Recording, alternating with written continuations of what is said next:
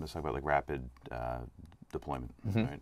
We call it continuous deployment. Sorry, continuous deployment. This is probably the most controversial of our ideas in engineering circles. When I talk to a room full of engineers and I say, at InView, we put software into production 50 times a day on average. Yeah. There's at least one person in the room who's like shaking their head like, ooh, that is not a good idea. Who is this guy? Get me out of here. But we think that just like the Toyota production system has like a disciplined method for going faster, it's not just about telling people to work harder. It's about having a disciplined process of immediately identifying which changes are harmful and which ones are no good. We have the equivalent of the Toyota andon cord, you know, that famous cord you can pull that stops the production line. Maybe you should explain that to the audience. Yeah, sure. So at InView, when I make a change, and just for the engineers who are watching, I literally mean there's no branches. Maybe it'd be easier to also just what happens at Toyota? Oh yeah, sorry. Yeah, I get so immersed in this. On the Toyota production system, you know, they have these mile-long assembly lines where cars are literally being assembled by people in partnership with robots. And the idea is that if any worker sees a problem, a quality problem anywhere on the line, they literally have a cord right above their head that they can pull and lights start flashing.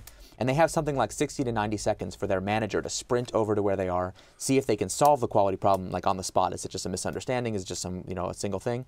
But if the problem can't be solved right then, rather than pass the defective thing on to the next stage, they stop the whole line, which for Toyota is very expensive. This is a line that can like churn out a new car every 2 minutes. It's worth, you know, $20,000, $30,000, $40,000. So very expensive to spend, you know, 10 minutes and of very downtime. contrary to traditional like U.S. car manufacturers, at least prior to Toyota, right? Yeah, the traditional mass producers, when they heard about this, thought it was absolutely crazy because the unit economics of your business depend on having the line running all the time. And Toyota production system has all these like very funny sayings. They could translate it from the Japanese a little funny, and one of them is "stop the line so that the line never stops." And the point is, if you want to be able to sustainably have high productivity, you have to stop as soon as you have a quality problem and remove it, because quality problems pile up and compound. And like when I talk to most software teams, if they're on a weekly or a monthly release schedule, sure, it's ostensibly a monthly release schedule, but actually they do the release and then there's a week of firefighting and all the like unexpected problems, and they're trying to figure out which change that we made, you know, and all this extra effort that goes into quality problems. And that compounds because then you spend more time firefighting. That takes away from your ability to like do a good job on the next release, and so you introduce more problems, and so eventually you can grind your whole development organization to a halt. So we're trying to apply those same ideas from Toyota production system to product development, even in software businesses, even in, you know, intangible businesses, and of course in physical businesses too. But our goal is not just to make the highest quality result. Our goal is to get the highest quality tests of which hypothesis is correct as quickly as possible. So that's why like most traditionally trained engineers, when they first hear about this idea, they're like, that seems crazy. It's not that they wouldn't know how to do it technically, they just can't think of what the benefit would be. It seems really inefficient to release all the time because releases have overhead.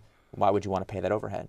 But when you're thinking about work in terms of how fast can I learn, then that release overhead is totally worth paying because A, the release overhead goes down the more you do it, and B, we can get the information about which features actually customers care about and not as quickly as possible. I mean, could a company like Google, who has, you know, I mean, could they do that and risk, you know, in Gmail when 100 million users are depending on it for critical business functions and the thing breaks? I mean, it seems like going this route will lead to more quality problems and taking more risk, but it's actually the opposite. It's probably the most counterintuitive thing in the entire Toyota production system. But I'll try to make the case to you. And this requires some thought, so my intuition says this couldn't work. There's a company called Wealthfront that I talk about in the book. They are an SEC-regulated FINRA broker-dealer. They make a they're trying to disrupt the mutual fund industry, and they have this very high-tech product. And they're managing hundreds of millions of dollars of customers' money. So when they make a mistake, not only could they lose their customers a lot of money, but I mean, they could have their SEC license revoked. So they have very stringent quality standards, and they practice continuous deployment. Because their point of view is, if something's important enough that it could potentially risk SEC, you know, retracting your license, why would you rely on human beings to certify that it's okay to go out? Human beings are they're saying another saying in Toyota production system, human beings are animals that make mistakes.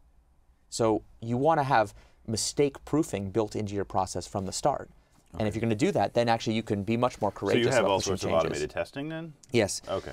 So you're releasing something continuously, but you're running it through automated testing. Exactly right. And I should have clarified, not just the traditional automated testing like unit tests. So the select all button doesn't delete all my email or something in Gmail. Exactly. In fact, I'll tell you a funny story from InView. Okay, so that makes me feel a little safer. Yeah, so exactly. Sorry, I skipped over the most important part, which is, yeah, we're not just randomly throwing stuff into production. We're systematically making it impossible for us to take the site down. I see. So at InView, we once had a bug where someone removed the checkout button from our e-commerce flow. I mean, literally turned our whole business into a hobby. Right? It's a pretty horrible bug.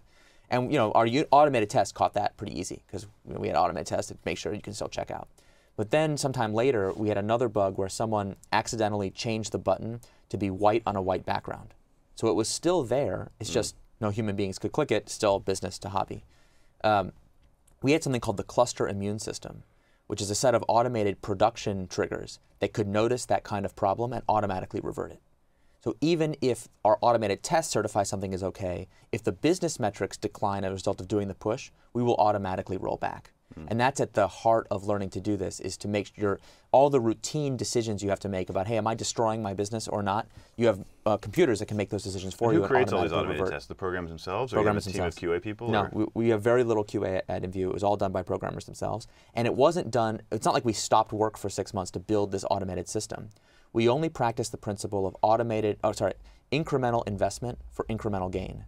So every time we have a problem, we let that problem teach us where we need to invest in prevention a little bit more. We use a system called 5 Whys, which we can get into if you want, but it's a Toyota to another Toyota thing, to try to figure out where do we need to be making investments. Most teams right now, 20% of their system is causing 80% of their wasted time. And if we could figure it out at the whiteboard and just fix that 20%, it'd be perfect. But of course, systems are too complicated, too chaotic to do that. So what we need is an adaptive management process that helps us automatically invest in the highest payoff areas. And when we do that on a systematic basis, all of a sudden you can go from a team that's releasing once a month to one that's releasing 50 times a day.